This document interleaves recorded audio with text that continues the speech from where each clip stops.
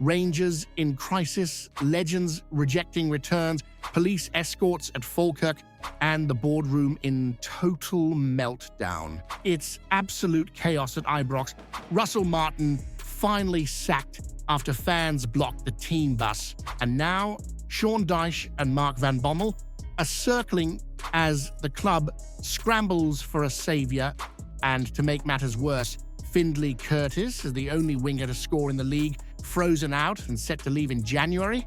This is the story of a club on the edge, and you won't believe how deep the disaster goes. The chaos reached boiling point at Falkirk, and if you've seen the footage, you'll know exactly what I'm talking about. Rangers drawing 1-1 to a newly promoted side while looking like a pub team on a Sunday afternoon. That was the moment everything crumbled. But this wasn't just another poor result. This was the end of Russell Martin. As the players tried to leave the Falkirk Stadium, the team coach was swarmed by furious supporters, protest banners, chants, pure fury, and right in the middle of it all, no Russell Martin, because he wasn't on the bus. He was whisked away separately in a police-escorted car, sneaking out a side door like a failed politician. That image alone tells you all you need to know. His sacking may have only just been confirmed, but let's be honest, he was finished the second he needed a police escort to leave a ground. And can you blame the reaction?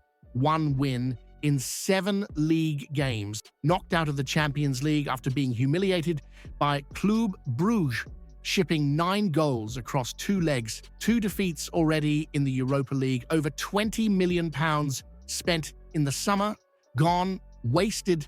This wasn't just failure. This was professional negligence, dressed up in a tracksuit, and then came the cherry on top of the absolute circus. Rangers hired Robbie Thelwell, son of sporting director Kevin Thelwell, as head of recruitment. That's right. As the club burned, someone thought, you know what this needs? A wee bit of nepotism. Let's not kid ourselves. This is the kind of boardroom behaviour you expect from Celtic, not from Rangers. Patrick Stewart, Kevin Thelwell, Andrew Kavanagh, the 3 of them rubber-stamped this whole disaster, and now there's blood on all their hands. Russell Martin's numbers were beyond poor.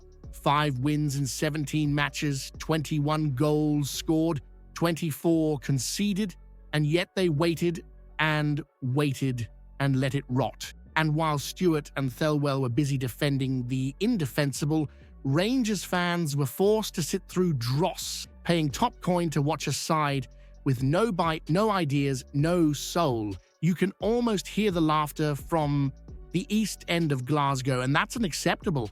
But now it's not just about the next manager, it's about what happens off the pitch too. Because if Kevin Thelwell is allowed to remain in his post after appointing Martin, after greenlighting his own son into a senior role, after watching it all collapse in front of him, then who's actually accountable? Who is taking responsibility for the shambles Rangers have become? The next appointment isn't just about rescuing a season, it's about rescuing credibility. So here's your question. Is Kevin Thelwell's time at Rangers already finished, or are you prepared to trust him with picking the next man to lead this club? Because if he gets it wrong again, it won't just be his job on the line, it could be the future of Rangers as a serious football force.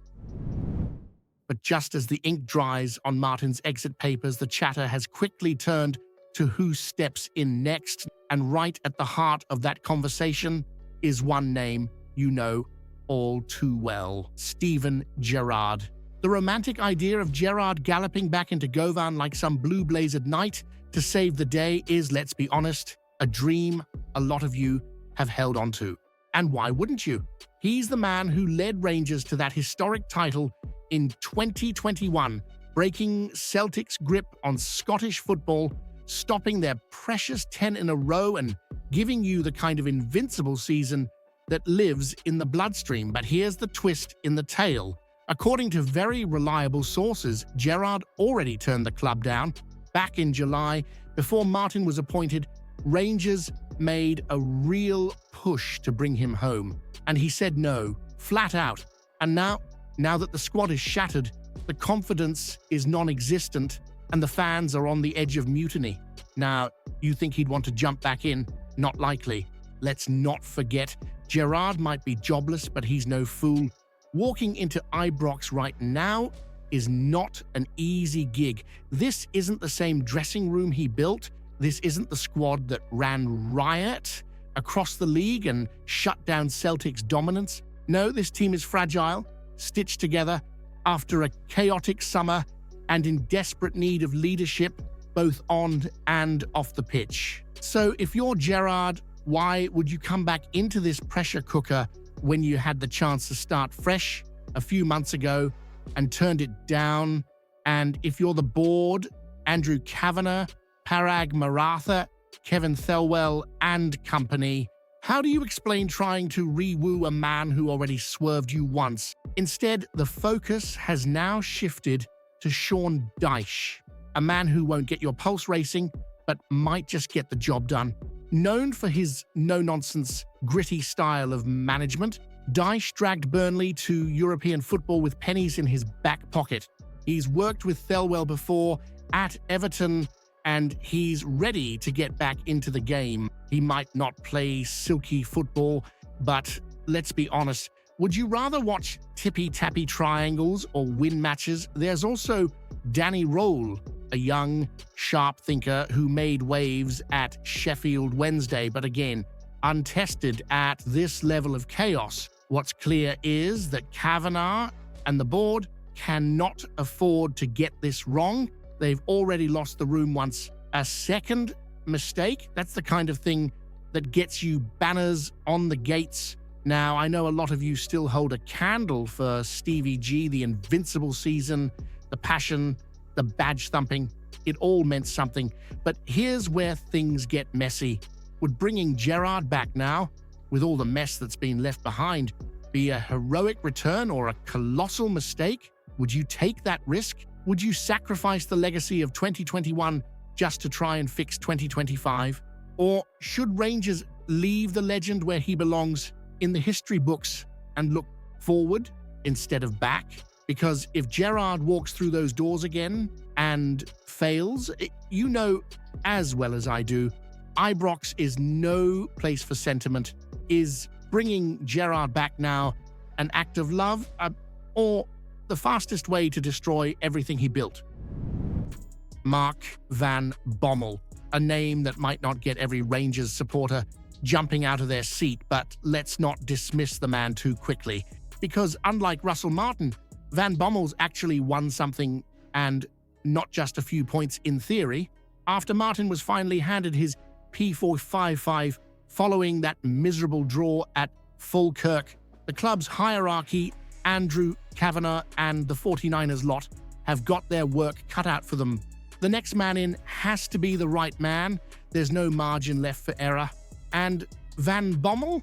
Well, he's now confirmed as being interested in the job.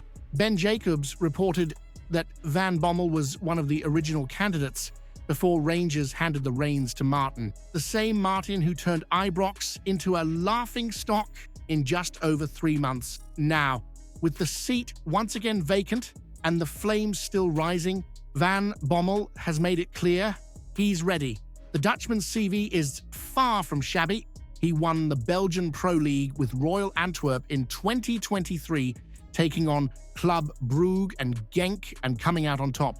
He had a strong spell at PSV Eindhoven with a win percentage close to 59%. His time at Wolfsburg? A blip, fair enough, but he bounced back in Belgium with Antwerp clocking over 51% wins again. He's managed in Germany, the Netherlands, Belgium, and played for Barcelona and Bayern Munich. We're not talking about a no-name English lower league experiment here. This is someone who's operated at a serious level, and crucially, unlike the last few disasters, Van Bommel would bring something Rangers have been lacking for years now: gravitas, a presence, a style, the ability to attract proper players, not just the cheap punts and panic buys we've been fed lately. Let's not forget, this is a club that's just wasted over £20 million in the summer, with nothing to show for it but humiliation and excuses. Fans are angry, rightfully so. The Martin appointment was a disaster. Robbie Thelwell's job was an insult. And if the board want even a sniff of trust back, they've got to pull off something bold. Appointing someone like Van Bommel, who's got the pedigree, the experience, and the hunger to prove himself in Britain, might just be the spark that reignites the fire in Govan. It might not be a guaranteed fix, but let's face it, nothing's guaranteed. Not anymore. So now, let me throw the gloves down on this one. Would you take a foreign manager like Van Bommel, with silverware, European experience, and no ties to British football, over another safe, boring, uninspiring domestic name? Or does Ibrox still fear taking a risk on someone from outside the UK, even if that might be the only way to lift this club out of the mud? Right, let's talk about one of the most baffling and frankly infuriating decisions made under Russell Martin's short but chaotic reign, Findlay Curtis, the one Rangers winger who's actually scored in the league this season, the only spark in a front line that's been about as threatening as a wet sponge.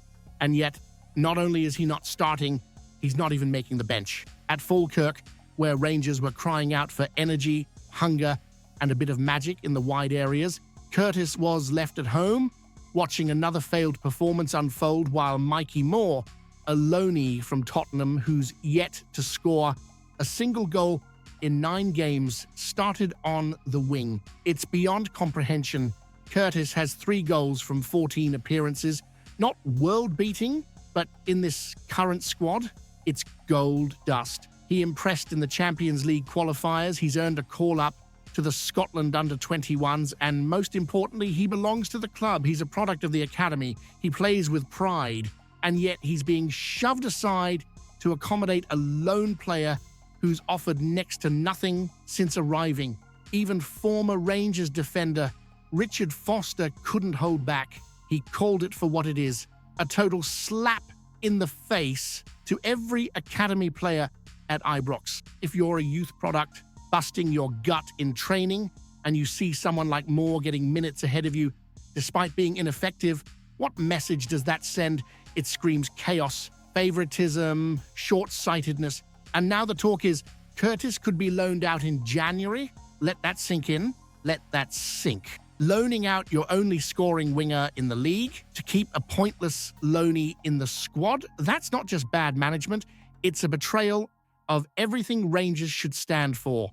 We're not a development hub for English clubs. We're not here to polish other people's talent while neglecting our own. If Russell Martin had stayed, Curtis probably wouldn't have kicked another ball this season. Maybe under a new manager, there's hope, but the damage might already be done. So here's what you need to ask yourself. Should Rangers ever loan out Findlay Curtis? Or is sending away a scoring academy product to make room for loanees the kind of disgrace that deserves sackings all round? Don't forget to leave a like on the video to help me out. I post videos every day talking about our Rangers. See you soon.